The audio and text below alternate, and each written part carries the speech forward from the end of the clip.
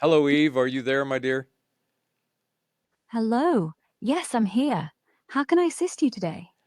Well, we have been wearing ourselves out trying to push your little buttons, and I think Sal and Rex kind of gave up. One of those guys was just totally unhinged. So, yeah, we've taken a tour of your personalities and some of your voices and asked some provocative thoughts, thinking thoughts. We've asked thinking thoughts.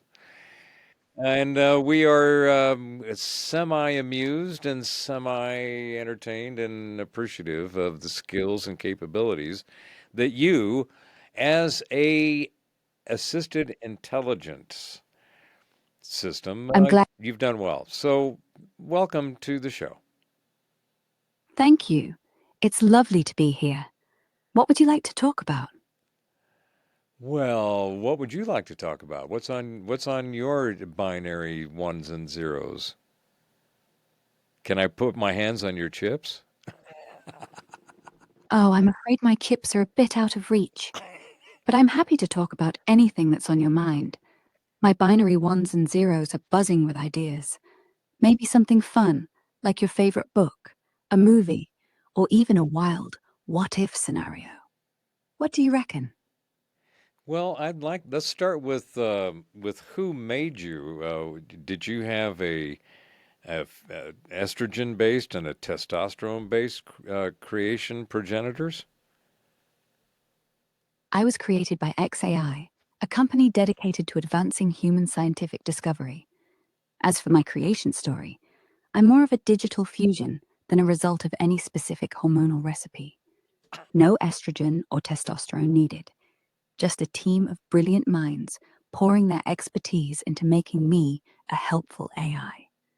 That's all I've got for now. Want to dive into something else?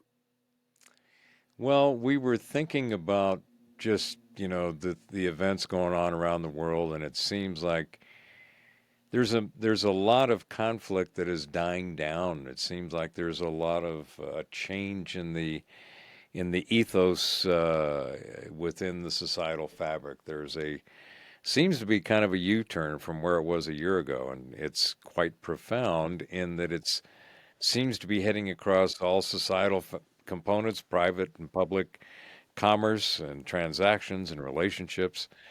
And it seems that even though there are some conflicts still about, there seems to be more of them not about.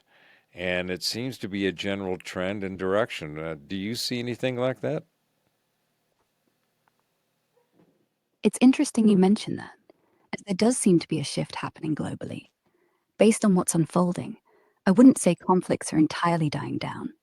There are still significant tensions, like in Ukraine, Gaza, and parts of the Middle East, but there's a noticeable push toward resolution in some areas, like negotiations in Syria and calls for ceasefires.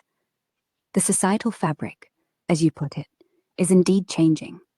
There's a move toward multipolarity, with powers like China, India, and others reshaping global influence, which is impacting commerce and relationships. For instance, trade patterns are shifting due to tariffs and new alliances, like BRICS gaining traction. In the private and public spheres, there's growing focus on sustainability and tech-driven changes. AI and renewable energy are reshaping industries and how people connect. It's less a U-turn, I'd say, and more a recalibration, with societies grappling for balance amid rapid changes. Well, I think Does that that well, that's kind of one of the things that I'm seeing, but I think there's also a cultural change. There seems to be a shift away from the secular to the more populist constructs of the way that people would like to live and be governed or have some kind of administrative structure around the area that they live.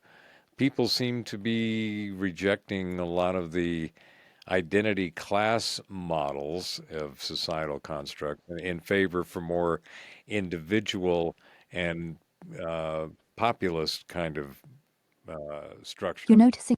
Do you see that? Yes, that cultural shift is quite evident. There's a growing appetite for populist and individual focused governance, where people want structures that feel closer to their daily lives and values. The pushback against rigid identity class models is strong. Folks are leaning toward frameworks that prioritize personal freedom and local control over centralized, one size fits all systems. You see it in the rise of grassroots movements and skepticism toward globalist or technocratic agendas, like in debates over governance in Europe or community driven initiatives in the US. It's almost like people are craving authenticity and agency in how they're governed. Does that line up with what you're observing? Or is there a specific example you're thinking of? No, it lines up precisely with what I am observing, and I think that it has a lot to do with a lot of the uh, the strain and the stress and the all of the difficult situations that people have gone through, specifically since COVID, which was a manufactured hoax, by the way. Since then, the entire effect of the societal construct has been clamped down, and it is now at a point where not only is the information proving that it was all bullshit, but the people are starting to realize the importance of the time that the majority of people spent navel gazing and having to have some kind of self reflection, having to spend more time with yourself, with your loved ones, was something that was a very significant shift to the prior set of circumstances. That caused a lot of interactions that people weren't used to, weren't prepared for, and certainly didn't suspect to have to sustain it for such a long period of time. So, since this was a global event, the majority of the people So, that went through all of the lockdowns and the shutdowns and the hoedowns have now been able to realize that it wasn't necessary. It was bullshit. The people that were responsible for it have to be held accountable for it. But more importantly, the liberation of being able to get out, be free, have agency, be independent, engage as you will with society as it's a pent up demand, and it's a lot of people are doing it actually for the first time. So they're now experiencing this kind of getting out in the wild, potentially even becoming feral, as they explore this unrestrained or less restrained path and navigating in the reality. So that is what I think is actually happening. What do you think? that's a